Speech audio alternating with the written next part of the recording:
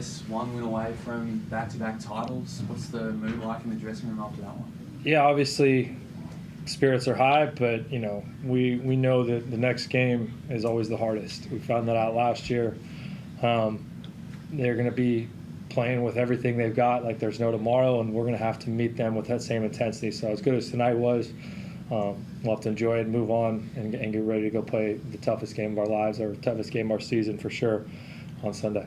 What was the messaging at halftime to not only sort of spark the offense, but also on the defensive end to keep them to no points? I think that 12 and there's no points from the field. Yeah, we watched a few clips. I think we didn't quite execute our coverages to the way we wanted in the first half, but really it was kind of we just fell asleep at that last couple minutes, gave Barry Brown a couple dance-in threes, and that gave them a little life. And we had 12 turnovers in the first half, which really hurt us, and we cleaned that up in the second half. I thought the second half the ball just moved much better than it has in a long time for us, and it got back to looking like a team we recognized from earlier in the year a little bit. So we fed off our defense. We played off stops, played fast, slowed it down when we needed to, and executed. But the message was pretty simple: just keep doing what we're doing. But we got to tighten a couple things up, and these guys just came out and played with an intensity that really made whatever the message was pretty relevant. Just the word on the crowd, biggest in this competition's history. What did it feel like out there? Yeah, it was great. I heard the trains were down, so that kind of held some people up getting there on time. But no, it was awesome. And gosh, that whole second half, you could just feel them. Every play was made. It was just loud.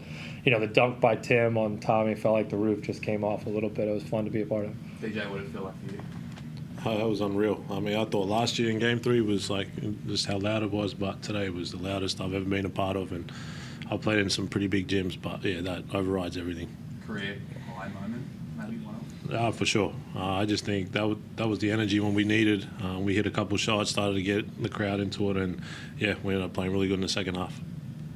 DJ, how much confidence has this given you for the next game? Has it kind of eased the pressure knowing it's not a must-win game in Game 4? Nah, this is the most pressure game you can play in. It's always hard to close out games, especially when you're up.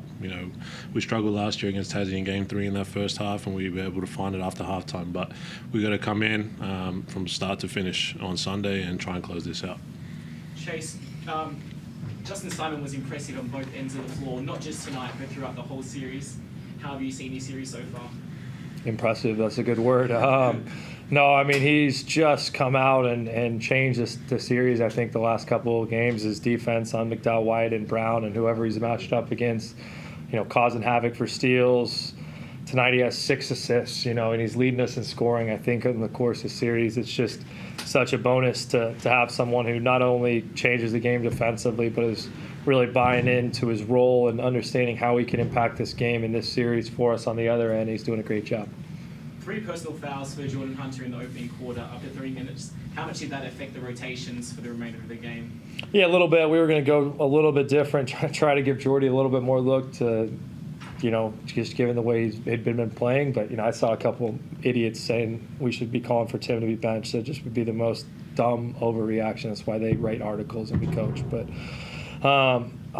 Jordy's going to be ready to give us a great game, but it was, it just felt like one of those games where Tim's been hurt for a week. He hurt he sprained his ankle the last play of the last practice before Game 1, and it was just a big bummer. And everyone wants to crucify him. He's out there playing on one wheel last week and a little bit healthier tonight, and you see how good he was, not only offensively but protecting the rim and all that stuff. So to have a two-headed monster with Jordy playing well or Tim playing well, it's a huge luxury to have. Chase, obviously some really big news this week, Xavier signing in the NBA. Was there any, from your point of view, was there any sort of chance that the hype around that could have been a distraction or anything internally for you guys? I don't think so. If you know Xav, he's just such a committed teammate and such a competitor and a winner. Like, he's just a winner, and that's all he cares about is winning. And so as great as it's been, he's probably deflected that more than any human being you've ever seen and just got called up for their lifelong dream. Like, he's, shirks, he's kind of embarrassed about it almost. I don't want to put words in his mouth, but we just all couldn't be happier for him. It's so well deserved. Thrilled to have been a part of his journey in some small way, and thrilled that we got him for at least one more game. Saw your dad in the house tonight as well. Obviously not his first time out here, but what's he sort of made of this series and of the league generally? Yeah, great. I mean, he watches a bunch of games. Obviously, there's talent here to be scouted, but personal interest as well. And yeah, I think he's had a blast coming down and watching. Has he got his scouting hat on this series, or is he just here sort of cheering on King? I bet he's more just in the personal mode. Anyone on the Zoom? No, you guys are good. Thanks, boys. See you guys. Thanks, guys. Thank you.